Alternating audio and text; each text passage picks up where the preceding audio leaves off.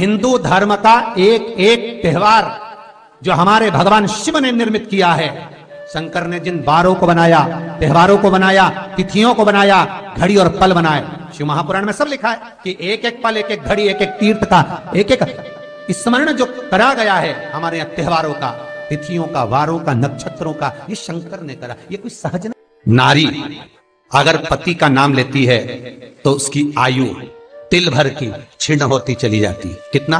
तिल भर। स्कंद पुराण में लिखा है तिल भर की आयु क्षीण होती चली जाती। नारी ज्येष्ठ पुत्र का नाम लेती है, हाँ ज्येष्ठ में अगर बेटी है तो उसका नाम ले सकती है, पर ज्येष्ठ पुत्र बड़ा पुत्र है और पुत्र का नाम लेती है तो उस बालक की कभी उन्नति नहीं हो सकती। तन से, मन से या धन से वो बालक हमेशा दुखी ही रहेगा। तुम दुनिया का सारा सपोर्ट कर दो, तुम चाहे अपनी प्रॉपर्टी बड़े बेटे के नाम कर दो, तुम चाहे पूरा दुनिया भर का सुख अपने बेटे के सामने लाकर खड़ा कर दो, तो भी अगर मां अपने बड़े पुत्र का नाम बार बार लेती है तो वो पुत्र या तो तन से या मन से या धन से दुखी ही मिलेगा, वो सुख नहीं पा सकता।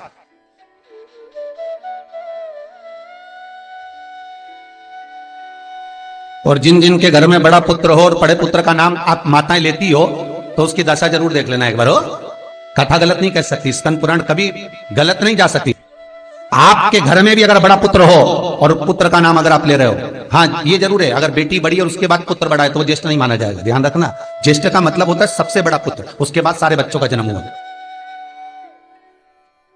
क्योंकि बेटी अगर जन्म ले ली पहले फिर बेटा हुआ तो बेटी ज्येष्ठ कहलाएगी, है बेटा नहीं कहलाएगा। अगर पहला ज्येष्ठ पुत्र है तो मां सारी प्रॉपर्टी दे दे, सारा वैभव दे दे, मां सारा दौलत दे दे, मां उसके ऊपर सर्वस्व निछावर कर दे, पर अगर बेटे का नाम माता बार बार लेती है तो उस बेटे की उन्नति, तरक्की नहीं हो सकती, उसको जीवन में सुख नहीं मिल सकता, कुछ ना कुछ चीज से वो दुखी रहेगा। चाहे वो बच्चों से रहे, पत्नी से रहे, परिवार से रहे, कुटुंब से रहे, व्यापार में रहे, व्यवसाय में रहे, ऑफिस में रहे, चाहे अपने शरीर से रहे, पर दुख तो उसके भाग्य में थोड़ा लिखा ही रहे। और जो चीज वेद व्यास जी ने वर्णन कर दी महाराज, उसका प्रमाण आप खुद भी अपने घर में देखो कि सही है कि गलत है।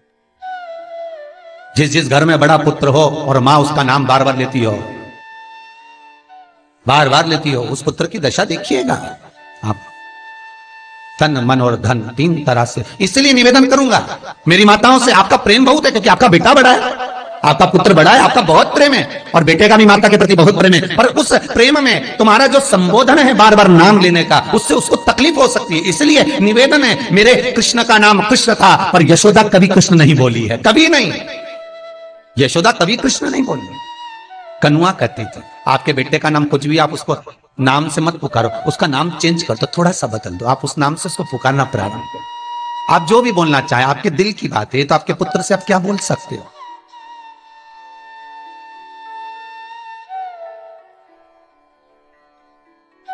मेरी कौशल्या मैया राम को केवल राम ही कहती थी।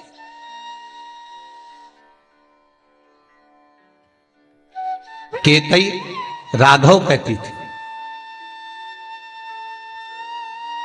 सुमित्रा रघु कहती थी, पर कौशल्या नाम नहीं बदल। और ज्येष्ठ पुत्र थे राम, बड़े थे, बड़े हुए, वन जाना पड़ा, लौट कर आए, धोबी की वार्ता सुनकर सीता का परित्याग करना पड़ा, समय आया लक्ष्मण का त्याग करना पड़ा, और समय आया तो ये शरीर को ही सरयू में छोड़ना पड़ा। कहां से? स्कंद पुराण कहती है पति का नाम अगर नारी ले रही है तो तिल तिल भर उसकी उम्र घट रही है। पर ना जाने माताओं को ऐसा क्या है कि वो आज का फैशन हो गया, ए राघव इधर आ, राघव गया, नाम लेने में तिल भर की आयु घट जाती है। ज्येष्ठ पुत्र का नाम लेने में उसकी समृद्धि, उसका जो वैभव है, उसका जो सुख है वो घट रहा है। जिस गुरु से गुरु मंत्र लिया है, गुरु दीक्षा ली है, जिस गुरु से आपने गुरु मंत्र का स्मरण किया है, जिस गुरु से आपने गुरु मुख हुए हैं, जिस गुरु से आपने गुरु मंत्र लिया है, आपने अगर मंत्र ले लिया, 4 जगह पर बात निकले, कोई पूछ भी ले कि आपने गुरु मंत्र किससे लिया, तो बता दो भैया हम तो वहां गए थे, वहां का जो गुरु जी है उनसे हमने गुरु मंत्र लिया, वही हमारे गुरु है। नाम का स्मरण ना करते हुए उसकी पहचान बताने का प्रयास करो, वो ऐसे वो वैसे वो वहां रहते, उसका स्मरण। गुरु का नाम लेने से क्या जाता है महाराज? शास्त्र कहता है गुरु जिसने मंत्र दिया उसका नाम मत लो, गुरु ने जो मंत्र दिया उसका नाम लो। बहुत ध्यान देना महाराज, दुनिया के लोग गुरु का नाम लेकर बैठे हैं, उन गुरु जी से मंत्र लिया था तो उन्हीं का नाम लिया जाए, श्री ये मान जी ये मान जी। अरे क्या नाम लेना, क्या नाम लेना? हमें गुरु का नाम नहीं याद करना, हमें गुरु मंत्र याद करना, जो गुरु ने मंत्र दिया उसका स्मरण करना। क्या होता है? स्कंद पुराण कहती है जब माला जपने के लिए बैठते हैं तो गुरु का श्री विग्रह तुम्हारे सामने होना चाहिए कि हमने उन गुरु जी से मंत्र लिया है, पर गुरु का नाम नहीं। गुरु मंत्र लेते समय गुरु का विग्रह सामने हो और मंत्र जो गुरु ने दिया है उसका स्मरण।